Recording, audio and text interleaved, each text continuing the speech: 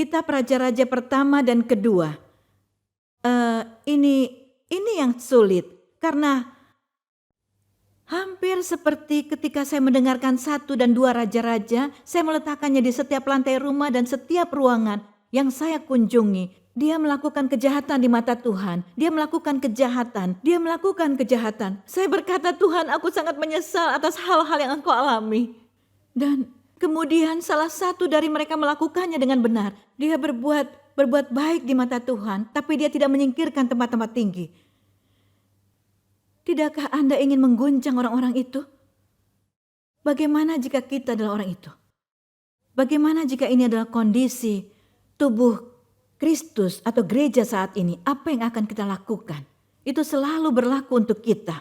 Di kelas-kelas ini Anda mendapatkan informasi, mendapatkan wahyu, mendapatkan penerapan. Jadi informasi harus menjadi wahyu, dan wahyu harus menjadi penerapan, menjadikannya transformatif dalam hidup Anda. Kitab Raja-Raja, ini adalah satu kitab Raja-Raja dan para nabi. Dan kedua kitab dalam Alkitab kita ini pada awalnya adalah satu kitab yang disebut kitab kerajaan. Kedua kitab ini adalah pesan untuk semua bangsa dan kerajaan bahkan sampai hari ini. Mencakup lebih dari 400 tahun. Kitab kepemimpinan, ini adalah jurnal kepemimpinan. Pelajaran sejarah, total 42 raja Israel dan Yehuda. Hanya 7 dari mereka yang baik, 8 dengan pertobatan Manasye. Tapi dari 8, 2 benar-benar taat, Yosia dan Hizkia. Walau Hizkia jatuh sakit karena kesombongannya dan Yosia terbunuh dalam pertempuran yang Tuhan perintahkan untuk tidak pergi. Ya, semakin tinggi Anda pergi, semakin sensitif telinga Anda harus dilatih untuk mendengar suara Tuhan. Itulah mengapa kadang-kadang orang masuk ke dalam kepemimpinan pastoral dan saya menjadi sangat kuat terhadap mereka. Saya sangat kuat dalam kepemimpinan pendeta. Ada pendeta Irving, putra saya dan putri saya Tamika. Mereka setuju dengan saya. Saya benar-benar kuat. Alasan saya menjadi kuat karena perubahan dimulai dari kepemimpinan dan kebenaran dimulai dari kepemimpinan. Kami hidup sebagai teladan bagi jemaat lainnya. Ini bukan lelucon. Anda tahu, saya dikutuk karena itu. Orang-orang datang melawan saya. Saya tidak peduli. Saat Anda memegang gelar, saat Anda menjadi gembala, ada panggilan yang lebih tinggi dan persyaratan yang lebih tinggi. Begitu juga dengan raja-raja. Sama halnya dengan para nabi. Sangat mudah untuk mengatakan saya seorang nabi. Sulit untuk berjalan di jalan seorang nabi. Jabatan seorang nabi membutuhkan perjalanan nabi. Kantor pelihat membutuhkan jalan-jalan pelihat. Kantor seorang raja membutuhkan jalan-jalan raja. Anda harus bertindak seperti raja. Anda harus bertindak seperti ratu.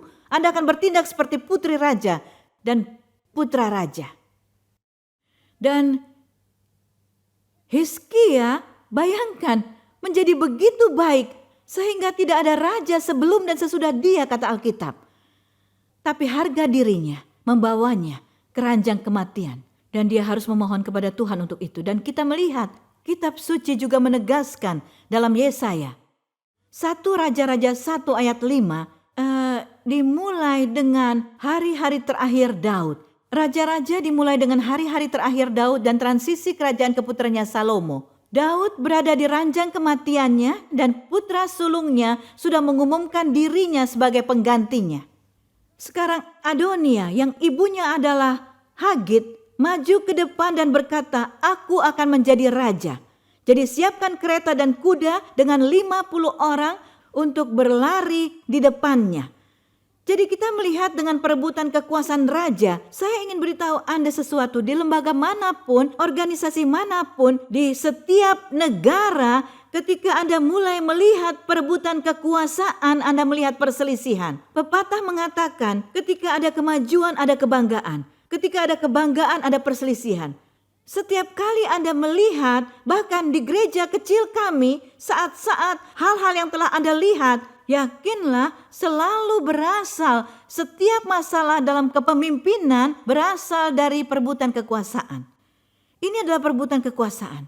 Ya, pemberontakan bisa berupa pemberontakan koreksi dan atau perebutan kekuasaan. Hal besar di gereja. Kami datang dari gereja besar yang kami besarkan di gereja itu secara rohani. Dan terjadilah perebutan kekuasaan. Dan kami bukan pendeta di sana. Tapi kami terluka dan hancur sebagai orang percaya baru. Sebagai murid karena perebutan kekuasaan. Itu ada di raja-raja, 1 raja dan 2 raja-raja. Dan juga Tuhan sangat luar biasa. Saya bahkan tidak harus mengatakan dia luar biasa. Tapi Tuhan juga mengirim para nabi. Kita melihat dalam 1 raja-raja, nabi terkemuka adalah Elia. Dan 2 raja-raja, Elia masih dalam cerita tapi meninggalkan tempatnya untuk Elisa yang meminta bagian gandanya. Dan kemudian Anda melihat Elia memiliki seorang hamba yang baik, yang Elisa warisi bagian ganda. Tapi Elisa tidak memiliki hamba yang baik. Gehasi mewarisi kusta selama beberapa generasi. Anda dapat melihat kontras yang luar biasa yang dikedepankan raja-raja kepada kita sebagai pelajaran. Jika Anda akan melayani, layanilah dengan sepenuh hati. Jika Anda akan melayani dengan otoritas. Berapa kali kita memiliki organisasi internasional dan kata mereka, kami ingin melakukan penggalangan dana untuk Anda. Saya benci kata penggalangan dana. Saya selalu memberitahu, jangan melakukan tindakan seperti itu. Ini adalah keajaiban dan tindakan Tuhan yang ajaib. Jangan lakukan seperti itu. Penggalangan dana adalah tindakan pamer. Dalam kitab Kisah Para Rasul, mereka sama sekali tidak menggalang dana, menulis buletin, atau membual tentang apa yang mereka lakukan dalam pelayanan. Dalam kitab Kisah Para Rasul mereka berada di satu tempat dalam kesatuan dan mereka menunggu, berdoa dan berpuasa. Itulah konsep bagi saya yang diperoleh setiap gereja untuk menerima hadirat Tuhan dan mempersiapkan suasana. Jadi saya ingat banyak orang penggalang dana mendatangi saya dan mereka memiliki semangat Gehasi. Mereka ingin mengejar di belakang saya demi keuntungan mereka sendiri. Untuk menggunakan angka, menggunakan pelayanan. Dan Tuhan telah menyoroti hal itu. Inilah mengapa kami tidak menjalankan kantong persembahan. Kami tidak ingin memanipulasi orang, memelintir tangan dan emosi agar mereka datang dan memberi uang. Karena saya tidak percaya uang sebanyak itu akan datang dengan berkat dan urapan. Tapi jika Tuhan menaruh hati seseorang untuk melakukan apa yang benar, uang itu sudah berlipat ganda, 100 kali lipat dan sudah berbuah. Saya tidak ingin uang tidak diurapi, saya ingin uang yang diurapi. Dan jika saya memanipulasi apapun, saya tidak akan mengurapinya. Saya akan melanggar perjanjian pengurapan. Inilah sebabnya kami ingin mendorong Anda karena kami ingin Anda diberkati karena memberi. Tapi kami tidak ingin memutarbalikkan tangan Anda untuk memberi dengan taktik penggalangan dana. Jelas? Dan kita melihat ini di Raja-Raja 1 dan 2 Raja-Raja. Uang dan kekuasaan itu besar. Jadi Salomo bukan yang berikutnya, tetapi dipilih oleh Tuhan untuk mengambil tahta Israel. Tuhan menciptakan tatanannya, bukan tatanan kita. Tuhan menciptakan tatanannya, bukan tatanan kita. Anda harus mengerti, Yesus adalah imam tertinggi, tetapi dia tidak berasal dari suku Lewi. Dia tidak berasal dari suku Lewi. Mengapa? Dia datang melalui siapa? Melkisedek. Dan kita bahkan tidak tahu suku Melkisedek yang mana. Tetapi Tuhan menciptakan tatanannya sendiri. Jadi dia menciptakan ketertiban dan dia satu-satunya penguasa dan pencipta ketertiban yang datang campur tangan dan mengubah perintahnya. Ya. Dia bisa, mengapa? Ada satu jawaban, karena dia berdaulat. Dan apapun yang dia lakukan, kita harus percaya pada kedaulatannya. Dan di sini, Salomo adalah yang berikutnya. Ada sebuah dinasti yang dimulai dengan Daud, sekarang dengan raja-raja pertama yang melanjutkan dinasti dengan Salomo. Ini adalah tahun-tahun emas kerajaan dengan Saul, Daud, Salomo. Kita memiliki kerajaan yang bersatu dan setelah Salomo, kita melihat kerajaan yang terbagi. Wahyu para raja.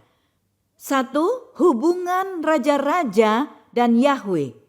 Ya, seberapa sukses Anda akan berada dalam kepemimpinan hidup Anda selalu tergantung pada keberhasilan hubungan Anda dengan Tuhan.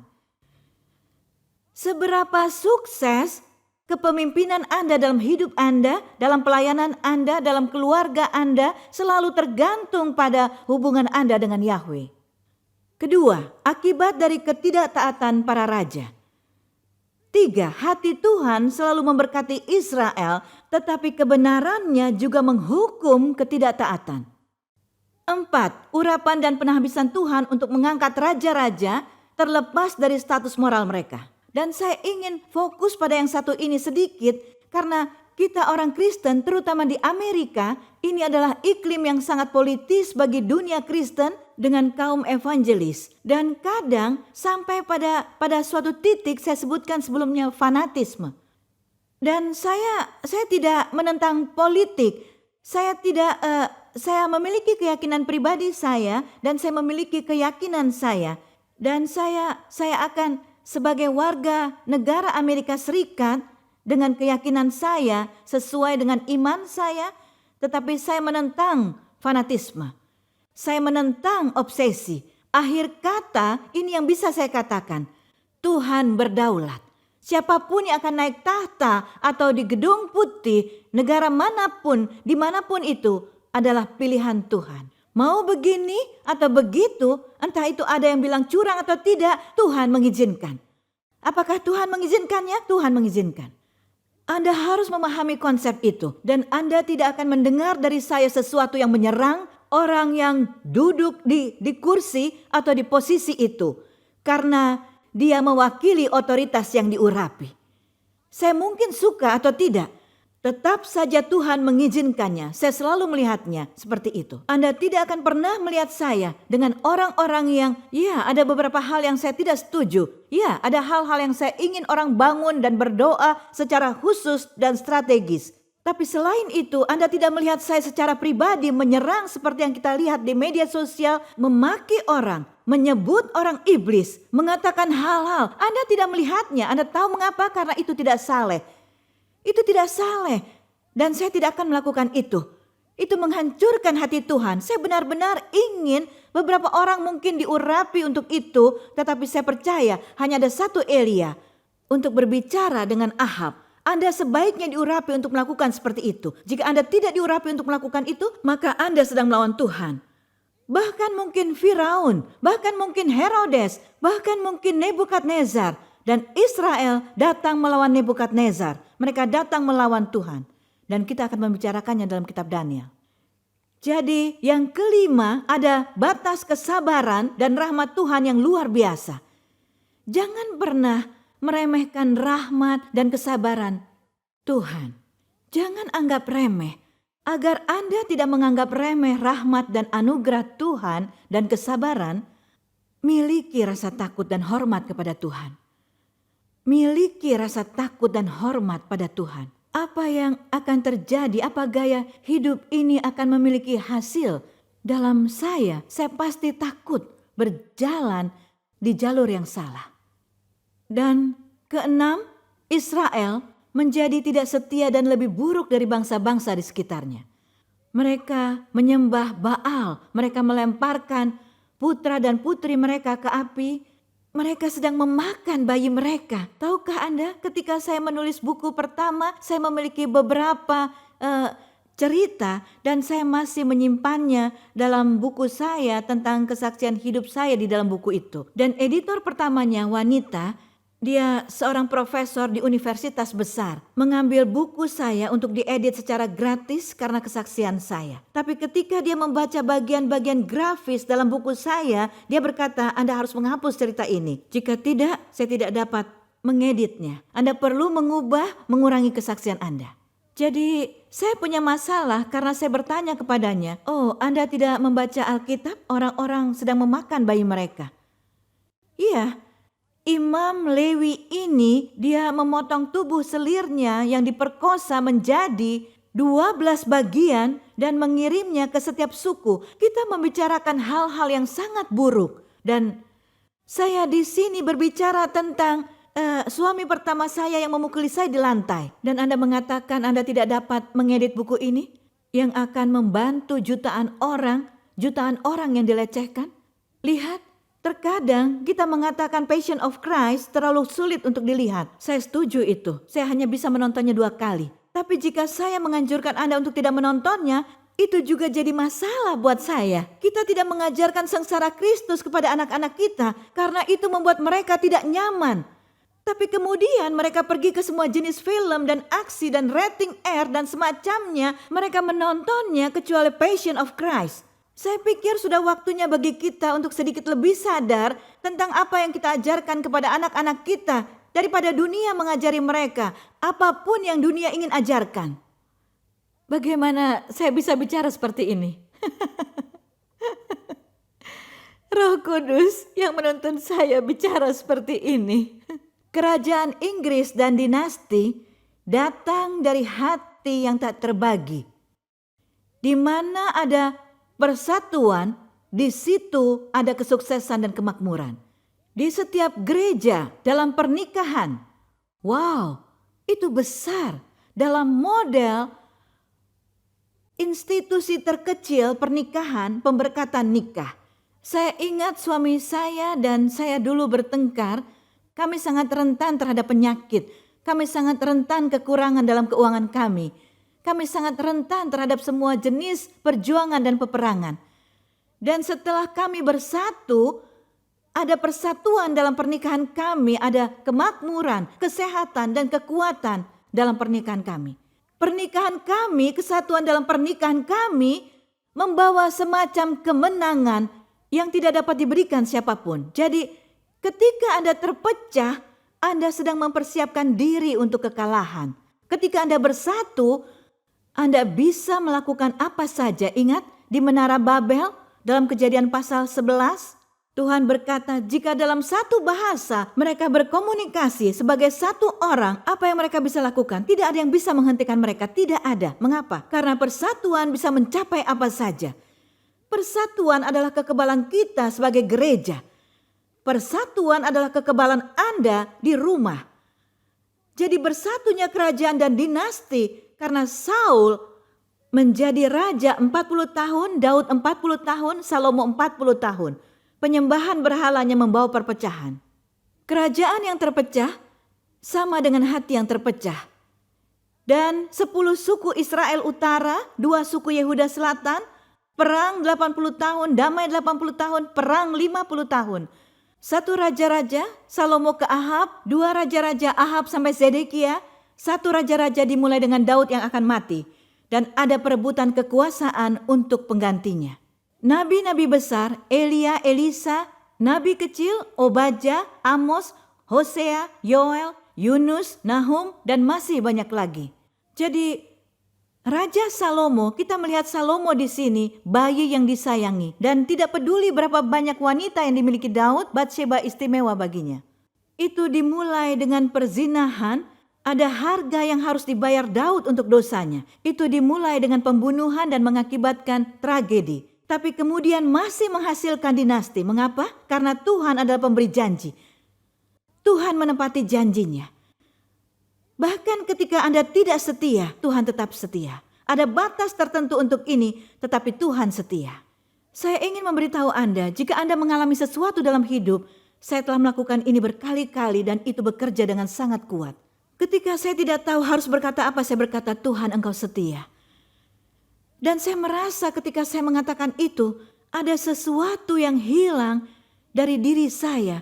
Ketika mengatakan, Tuhan Engkau begitu setia. Tuhan Engkau begitu setia dalam situasi keuangan ini. Tuhan Engkau begitu setia dalam pernikahanku. Tuhan Engkau sangat setia. Dan saya pikir itu adalah salah satu pujian terbesar yang dapat kita berikan sebagai penyembahan kepada Tuhan. Yang memberkati Dia dan mulai menggerakkan Dia atas nama kita. Tuhan Kau setia. Jika Anda sedang mengalami sesuatu, dapatkah mengatakan Tuhan Engkau setia? Tidakkah merasa pelepasan hanya mengatakan Tuhan Engkau setia? Karena itu tidak tergantung pada Anda, itu tergantung pada kesetiaannya. Tuhan, Engkau setia.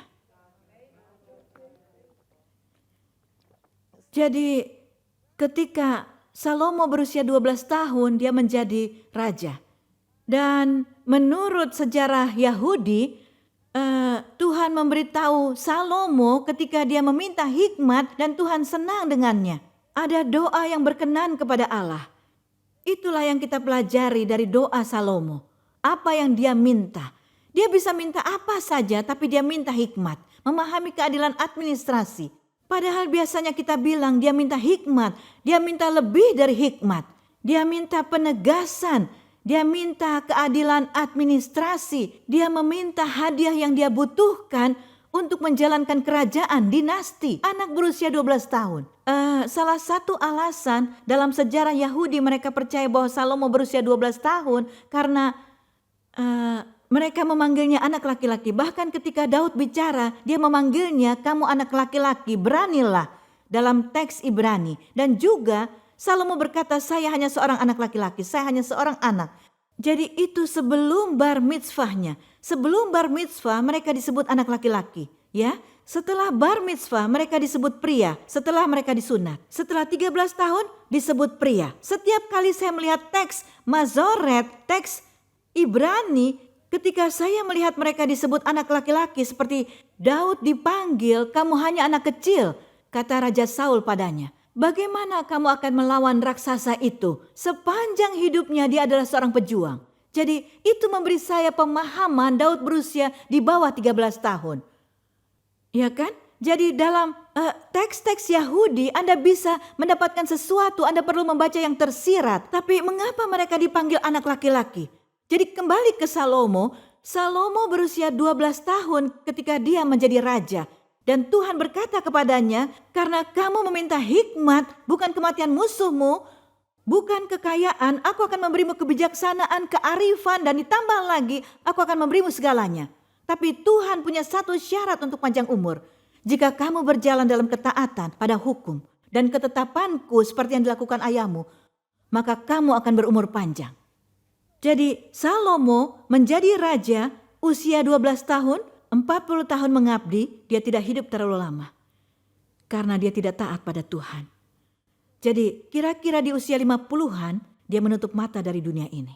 Dan ketika Anda melihat firman Tuhan, Anda akan mulai melakukan operasi yang merenungkan firman Tuhan siang dan malam. Saya akan bertanya, mengapa dia disebut anak lelaki? Dan Tuhan berkata, lihat pada teks Ibrani. Mengapa? Kemudian saya melihat teks Ibrani. Dan pria disebut berbeda, anak lelaki disebut berbeda. Dan kemudian Anda masuk lebih dalam ke ajaran Rabi bahwa kita berada di bawah. Dan mereka berkata setiap kali kita melihat seorang anak laki-laki yang sebelum bar mitzvah 13 tahun. Maka Salomo meminta hikmat. Dan kemudian saya punya pertanyaan, kita akan melakukan ini secara interaktif. Untuk membuatnya sesuai dengan Anda. Jika Anda bisa meminta satu hal dari Tuhan, apakah itu?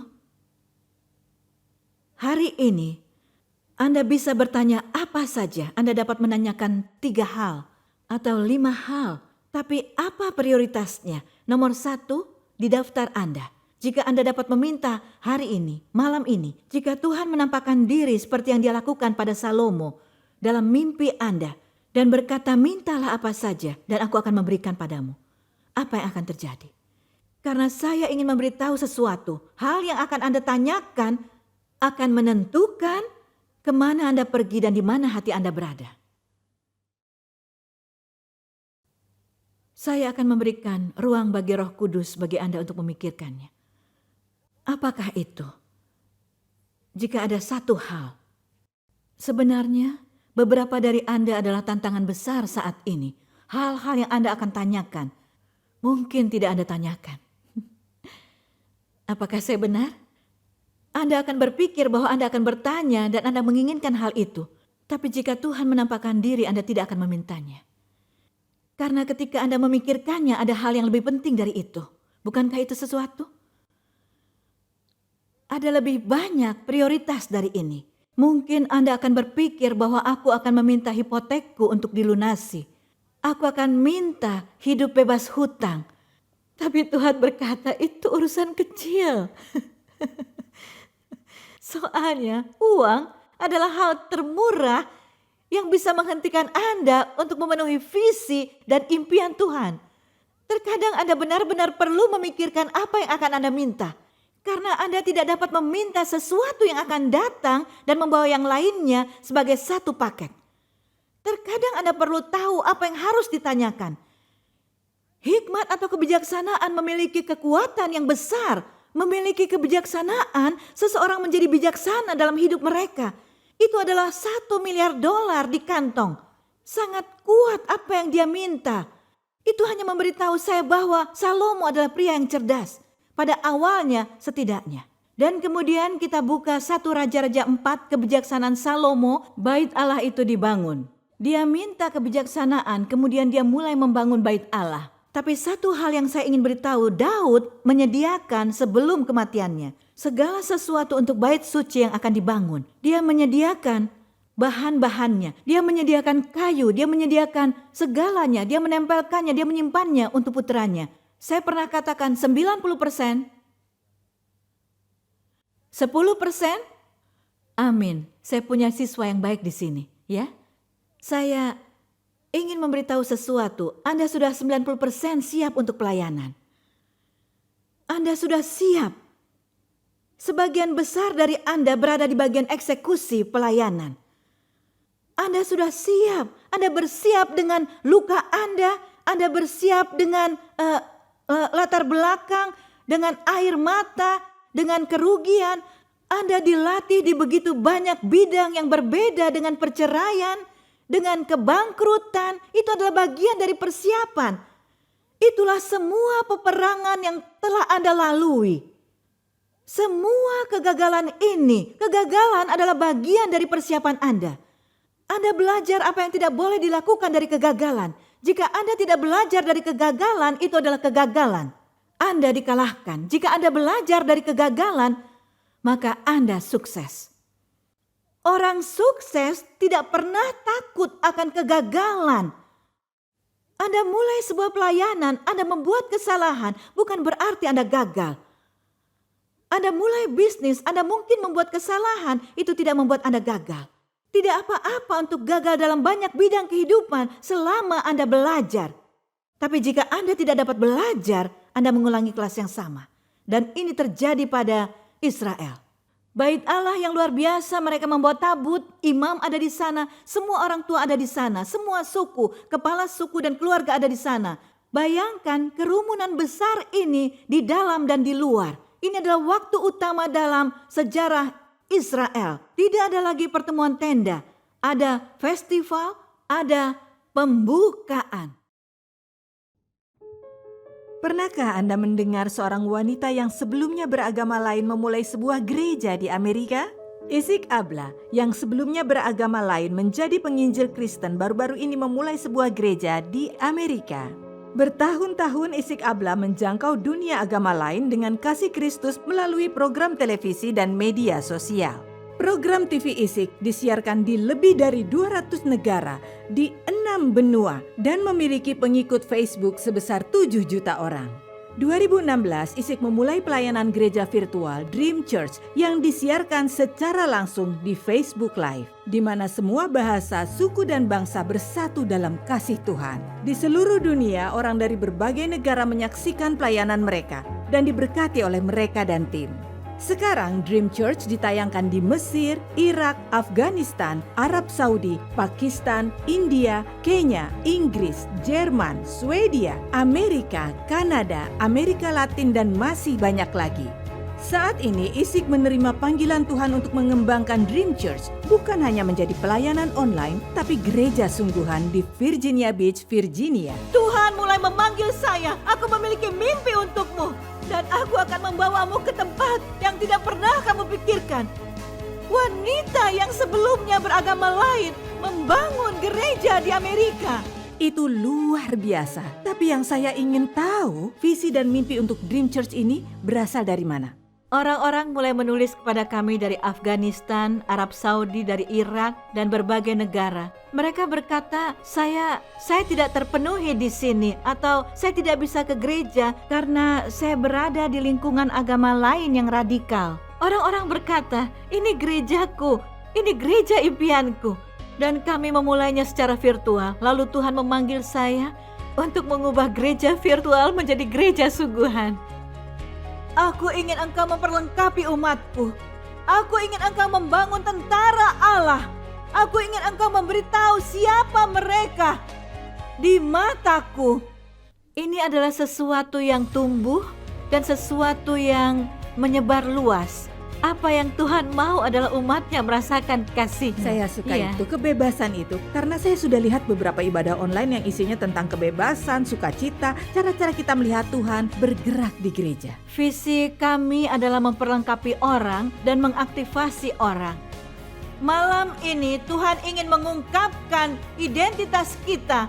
Karena banyak orang yang duduk di sini dengan potensi, tapi mereka kehilangan diri mereka. Lebih besar lagi, kami bergerak untuk kebangkitan rohani. Kami berdoa untuk kebangkitan dan kebangunan rohani. Apa mimpi Anda untuk Dream Church? Mimpi saya adalah semua orang hadir dan merasakan kasih Tuhan. Mereka merasa bagaikan bagian dari keluarga Allah. Dan mimpi saya untuk Dream Church adalah agar api kebangkitan rohani menyala di bangsa-bangsa. Saya perkatakan, malam ini bersama Dream Church, mimpi Anda akan terpenuhi dalam nama Yesus Kristus. Saya perkatakan malam hari ini, Anda tidak akan menjadi yang terbawah. Anda tidak akan menjadi kedua terbaik. Anda harus tahu bahwa Anda adalah pilihan utama Tuhan.